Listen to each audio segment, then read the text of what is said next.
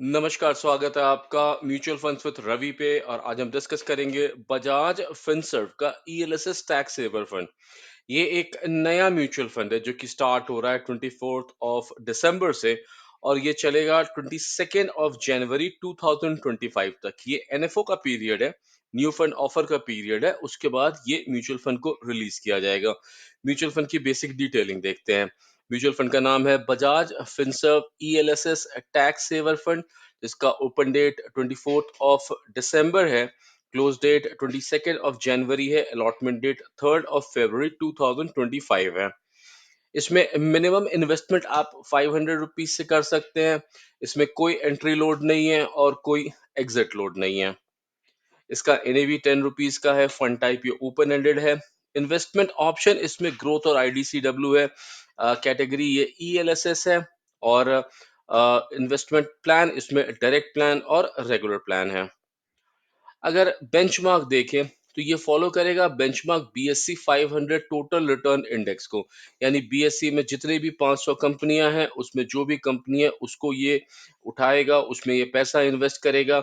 ये सूटेबल है उनके लिए जो हाई लेवल ऑफ रिस्क देखते हैं, लॉन्ग टाइम का इन्वेस्टमेंट देखते हैं। क्योंकि इस म्यूचुअल फंड में 3 इयर्स का लॉकिंग पीरियड होगा। यानी जब भी आप पैसा अपना इन्वेस्ट करेंगे तब से ये 3 साल के लिए लॉकिंग होगा। जैसे अगर आप मान लीजिए जनवरी 2025 में आप इसमें लमसम पैसा इन्वेस्ट करते हैं, तो ये अगले 3 साल यानी जनवरी 2028 तक आपका पैसा इसमें इन्वेस्टेड रहेगा, उसको आप बाहर नहीं निकाल सकते हैं। ये हुआ लमसम। पर अगर सिप की बात करें तो जैसे अगर आप सिप कर रहे हैं, मान लीजिए 2025 में आपने सिप स्टार्ट किया, आपने 3 साल का सिप किया यानी 2028 में, तो आप इसमें से पैसा निकालना चाहेंगे तो हर आपकी सिप जो आपने करी थी मंथली, उसको 3 इयर्स कंप्लीट करना पड़ेगा। यानी 2028 के बाद आपको 3 इयर्स का वेट करना पड़ेगा, उसके बाद ही आप उसमें से पैसे निकाल सकते हैं। अगर इसका इन्वेस्टमेंट ऑब्जेक्टिव देखें तो ये बेंचमार्क फॉलो करेगा बीएससी 500 टोटल रिटर्न इंडेक्स को। इसका इन्वेस्टमेंट ऑब्जेक्टिव है कि ये वेल्थ क्रिएशन करना चाहता है over long term. Capital appreciation है, वेल्थ क्रिएशन है। और ऑब्जेक्टिव है कि ये जो म्यूचुअल फंड होगा ये इन्वेस्ट करेगा इक्विटी और इक्विटी रिलेटेड सिक्योरिटीज में, ताकि आप उसमें इन्वेस्ट करें और साथ में आपको टैक्स बेनिफिट देगा under section 80C income tax act 1961 से। यानी आप जितना भी पैसा इसमें इन्वेस्ट करेंगे उसमें आपको जो टैक्स आप इनकम टैक्स पे करते हैं उसमें आपको बेनिफिट मिलेगा। पर ध्यान रखिएगा सेक्शन 80C में आपको सिर्फ 1.5 लाख 1,50,000 तक का ही रिबेट मिल सकता है।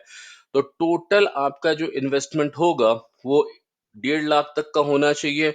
वहां पे आपको इसमें रिबेट मिल सकता है।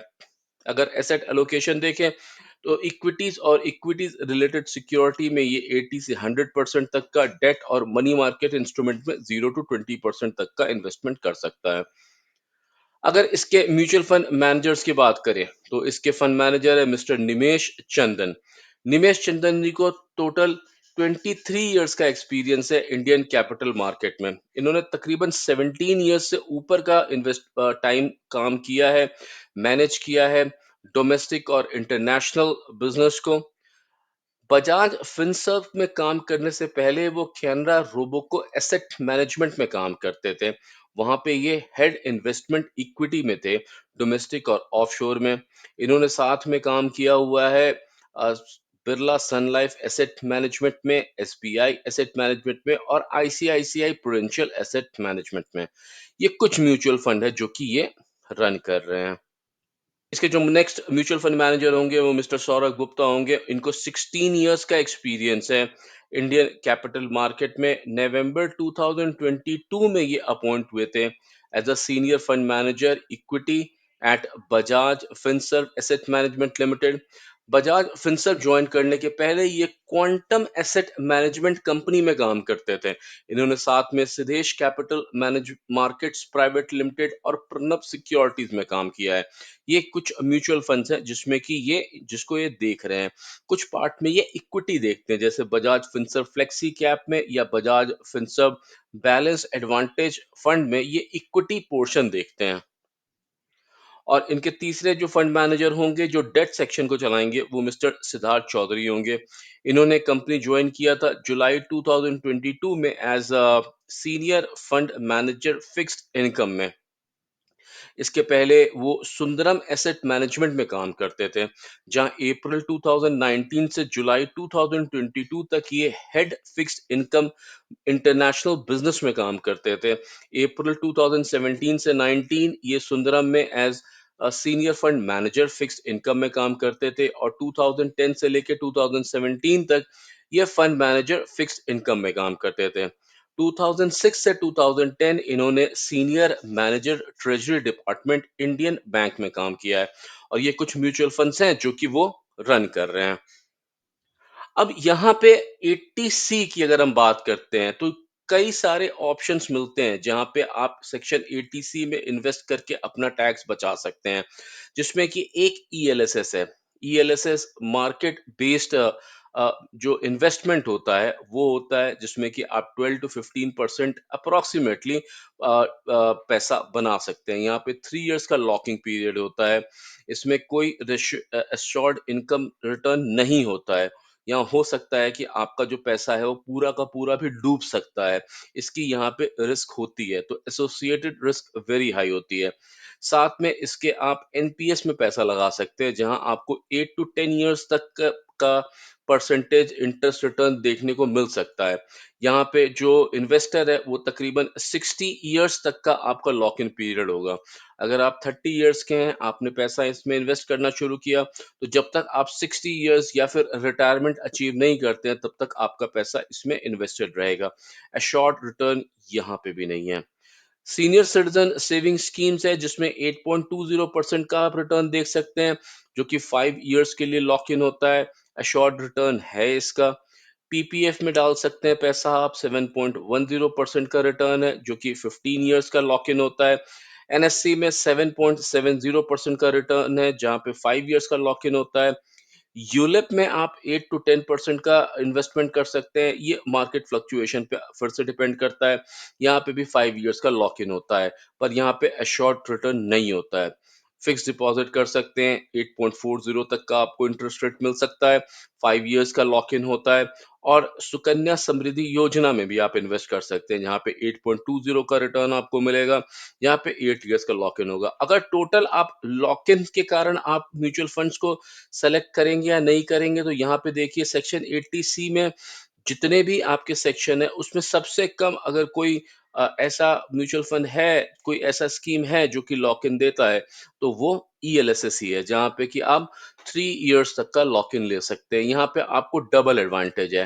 पहला एडवांटेज है कि आपका पैसा म्यूचुअल फंड्स में इन्वेस्ट होगा। म्यूचुअल फंड्स मार्केट के हिसाब से ऊपर जा सकता है और नीचे भी जा सकता है। तो अगर यहाँ पे देखें तो टोटल इनके स्कीम्स में जो सबसे ज्यादा रिटर्न है वो 8.20 का है, जो कि कोई भी स्कीम में आप इन्वेस्ट करके ले सकते हैं। यहाँ पे उम्मीद है कि जो ईएलएसएस स्कीम्स होते हैं वो 8.2 से तो ज्यादा ही रिटर्न देते हैं। तो यहाँ पे दो फायदे हैं। एक तो आपका पैसा म्यूचुअल फंड में इन्वेस्ट होगा, दूसरा आप जो भी इन्वेस्टमेंट करेंगे, अगर आपने एटीसी के अंडर ज्यादा बेनिफिट नहीं लिया हुआ है, तो आप इस बेनिफिट को भी ले सकते हैं। अब ईएलएसएस स्कीम होते क्या हैं? तो बेसिकली ईएलएसएस इक्विटी फंड्स होते हैं जो कि इन्वेस्ट करते हैं मेजर पोर्शन अपना कॉर्पस इक्विटी और इक्विटी रिलेटेड इंस्ट्रूमेंट्स में। ईएलएसएस फंड्स को टैक्स सेविंग स्कीम्स भी कहा जाता है, क्योंकि जो 80C है सेक्शन इनकम टैक्स के अंडर में, उसके हिसाब से आप तकरीबन 1.5 लाख रुपए का के अंदर आप यहाँ पे सेव कर सकते हैं। यानी कि अगर आपने कोई भी अभी तक सेक्शन यूज नहीं किया है 80C में, और आपको कहा जाता है आपके ऑफिस में कि आप अपना इनकम टैक्स प्रूफ दीजिए, तो आप सीधे से ये पूरा पैसा इसमें इन्वेस्ट कर सकते हैं और आप 80C का बेनिफिट ले सकते हैं।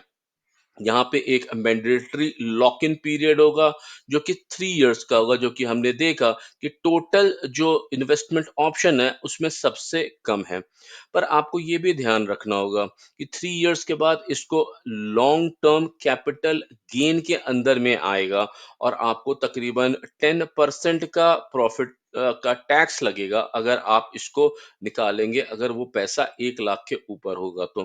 तो कहने का मतलब ये है कि जब तक आप इसमें इन्वेस्ट करेंगे और अपना पैसा इन्वेस्टेड रखेंगे, तब तक तो आपको कोई टैक्स नहीं आएगा। पर जिस दिन आप अपना पैसा निकालेंगे, अगर वो 1 लाख से ऊपर हुआ और 3 इयर्स के ऊपर हुआ, तो आपको यहाँ पे long term capital gain tax देना पड़ेगा, जो कि 10% के आसपास होगा। अब ईएलएसएस में इन्वेस्ट करने का फायदा क्या है? तो ईएलएसएस में इन्वेस्ट करने का सबसे बड़ा फायदा होता है डाइवर्सिफिकेशन।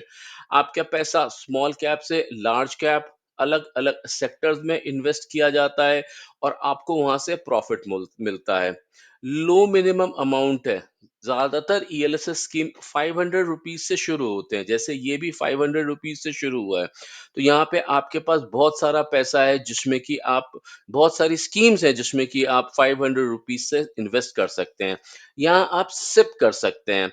हर स्कीम में हम देखते हैं कि आपको जाके एक मोटा पैसा ही इन्वेस्ट करना पड़ता है, पर आप ऐसे देख के चलिए कि आप 5,000 रुपीज हर महीने सिप भी कर सकते हैं। इसमें आप साल में 60,000 रुपीज इन्वेस्ट भी कर जाएंगे म्यूचुअल फंड में, और साथ में 60,000 रुपीज का आपको ईएलएसएस टैक्स सेविंग बेनिफिट भी मिलेगा।